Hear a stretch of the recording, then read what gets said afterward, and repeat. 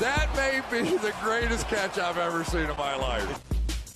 Alright guys, in this video, I'm going to talk about some of the 2021 rookie draft class and also what you should be doing during your rookie drafts this season and leading up into it, if you should be trading for 2021 rookie picks right now, or if you should be trading your picks away. But before I get into the video, please go down there and drop a like, subscribe to the channel. I mean, y'all have been ridiculous in terms of the amount of likes that y'all been leaving the videos as of late. I mean, y'all are making this channel grow way faster than I initially thought it would, and I owe y'all a massive thank you for doing so. And yeah, really, that's it. Let's get into the video. And guys, the reason I'm going to be talking about this 2021 situation on what you should be doing with your rookie picks is because I've been getting a ridiculous amount of questions with people asking, what should I be looking to trade my rookie pick 108 for? And my answer is, why? Why are you looking to trade away your rookie pick right now?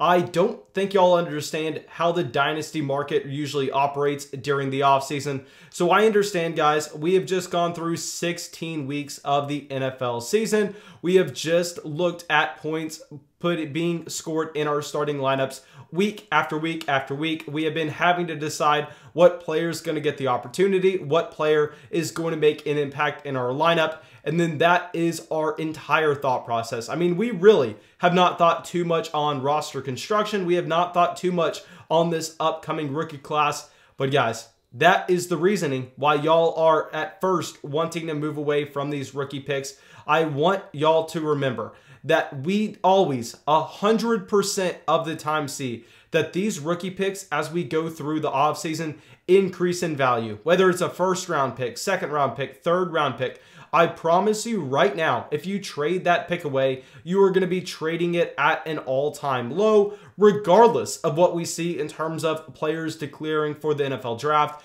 As always, we're going to have some players that look like they should be coming out and be top 60 picks in the NFL draft this season, decide to go back to school for one more year. It happens every single season, and then people panic. I mean, we saw this past year with Travis Etienne, with Chuba Hubbard, with Najee Harris. I mean, we know that both Chuba Hubbard and Najee Harris were projected to come out in the 2020 NFL draft class. Neither of them did. People flipped out, and it did not matter as we still had a historic 2020 draft class. And if you held onto those picks, not only did you most likely profit by selecting a rookie in the first or second round, as we had so many players pop off in 2020 from Justin Jefferson, DeAndre Swift, Jonathan Taylor, J.K. Dobbins. I mean, pretty much every single rookie has shown some flash of greatness outside of guys like Bryan Edwards, Henry Ruggs. I mean, it is hard to name off more bust than that. But regardless, guys, let's not hyper-focus in on the 2020 draft class. We are trying to discuss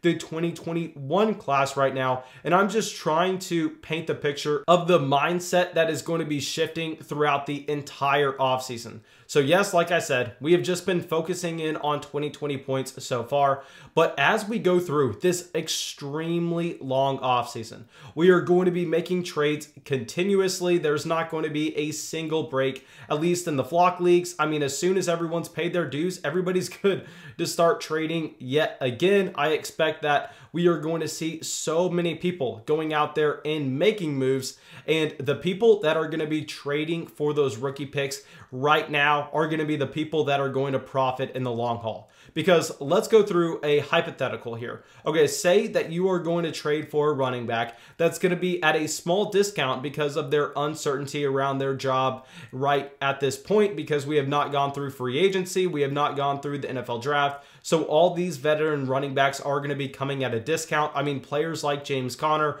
are going to be worth almost nothing. Players like Ronald Jones are going to have a slight knock just because we don't know if their teams are going to be bringing in some competition. We don't know if that's going to be through the draft or free agency, or if they are just going to be the starting running backs again as we look at these rosters 7 months from now. But regardless, say you go out there and right now, let's just give a complete hypothetical. Let's say running back X is worth the rookie pick 112 if he has the starting job in whatever city we're talking about. I mean, this is just pure dynasty strategy. If you could go out there and if you could buy him for the rookie pick 203, yes, you might be getting a small discount if that player does get that starting job 7 months from now, if that player does make it through free agency, if he does make it through the NFL draft, and you are going to get that player that was worth the rookie pick 112 at the 203, whatever that hypothetical is, obviously the values are going to shift,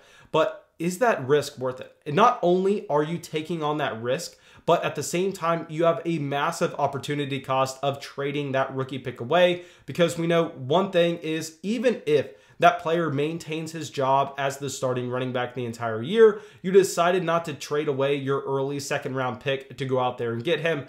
I mean, you're going to have to pay a late first now. I mean, you're going to lose out on the smallest amount of value. Whereas the risk, on the other hand, is if you go out there and you trade that late second, and then we see their NFL team decide to bring in some significant competition in NFL free agency, or if they decide to draft someone in the second round of this year's NFL draft, then you are going to see that early second round pick just free fall, very similar to what we saw with running backs like Mark Ingram this past year, or Damian Williams, or Marlon Mack. I mean, guys, please do not be the player investing into those veteran running backs. I know it's appealing, looking like they may be at a small discount, but what you are also doing in trading away that rookie pick is you are severely handicapping your roster throughout the entire offseason. And that, say you have that late first on your roster, say you are holding on to the 109, instead of trading that pick for Adam Thielen, let's just talk about, say you traded the 109 for Adam Thielen, who's coming off a low-end wide receiver 1 performance in 2020. Yes, you're most likely going to get the player scoring more points in 2021, but we are going to have 7 months of the offseason. We're going to have 7 months of making trades, trying to get the most value possible on our rosters. And let's just go through and say, if you're trying to construct trades, and instead of having the asset of the rookie 1.09 pick on your team, you have Adam Thielen. I mean, how many teams are going to be interested in Adam Thielen realistically? I mean, if you were trying to construct a trade, maybe you see a player fall to the 104. Maybe we see someone like Travis Etienne, for whatever reason, fall to that 104. And you're like, you know what? I have to get up there. I have to go get Travis Etienne at 104. I'm going to send that owner some offers. Every single owner that you would be sending an offer, including the rookie pick 109, is going to be intrigued. Every single person is going to have some rookie in their mind that is they are going to be wanting to get on their team in that range. Whereas Adam Thielen, on the other hand, I mean, maybe you're going to have 2 or 3 owners in your league that are going to be interested, because automatically you rule out any team that is going to be rebuilding as a team that is suitable for trading for Adam Thielen. Then you also have to find someone that likes the wide receiver on that team. So really, you are handicapping your roster and limiting the amount of trade options that you have, rather than just keeping that free pick. I mean, that free pick is like gold. And it's very similar to when you take that rookie pick and you go trade it for a veteran player. What you're doing is you are going to take that cash you have and you're going to go buy a car off the lot. Automatically, that player is going to lose some value, and that not everybody is going to be that interested in that car you just bought, and you are going to be missing out on the ability to go get a better deal elsewhere with that same amount of cash.